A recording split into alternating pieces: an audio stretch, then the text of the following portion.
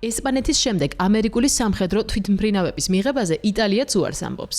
რომი არ აპირებს ახლო აღმოსავლეთში მიმდინარე სამხედრო ოპერაციაში ჩართულ თვითმფრინავებს სიცილიაში მდებარე სიგონელას სამხედრო ბაზისკარი გაუღოს.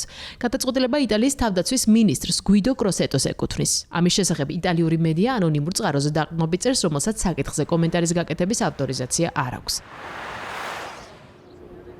უცნობია რამდენ სამხედრო თვითმფრინავს ეთქვა უარი და კონკრეტულად როდის, რადგან მანამდე ვრცელდებოდა ინფორმაცია იმის თაობაზე, რომ რამდენიმე ამერიკული ბომბდამშენი სიცილიის აღმოსავლეთით მდებარე ბაზაზე დასაშვებად ემზადებოდა. იტალიური გამოცემა კორიერე დელა სერა კი წერს, რომ სავარაუდოდ თვითმფრინავმა უარყოფითი პასუხი ჰაერში ყოფნის დროს მიიღო, რადგან ბაზაზე დასაჯდომად იტალიის სამხედრო ხელმძღვანელობასთან წინასწარი კონსულტაცია არ გაუვლია.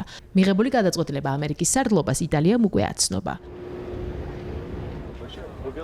უცნობია რა ეფექტი ექნება მომხდარს ამერიკასა და იტალიას შორის არსებულ თბილ ურთიერთობებზე იმ ფონზე, როდესაც იტალიის მთავრობის პოზიციები წაგებული რეფერენდუმის შემდეგ ქვეყნის შიგნით მნიშვნელოვნად შესუსტდა. კიდევ ერთი ფაქტორია ესპანეთის პრეცედენტი, რომელსაც მსგავსი გადაწყვეტილების გამო ამერიკის შეერთებული შტატების პრეზიდენტი სავაჭრო ურთიერთობების შეწყვეტით დაემუქრა. მადრიდმა ირანის ომში მონაწილე ამერიკულ თვითმფრინავებს საჰაერო სივრცე გუშინ დაუხურა. საუბარია სევილიის მახლობლად მდებარე მორონისა და კადიზის პროვინციასთან მდებარე როტას საზღვაო ბაზებზე. ეს შეზღუდვა არ ვრცელდება საგანგებო სიტუაციებზე და ასევე ამერიკის იმ საჰაერო კონტინგენტზე, რომელიც ამერიკა-ისრაელის სამხედრო ოპერაციაში არ მონაწილეობს ირანის წინააღმდეგ.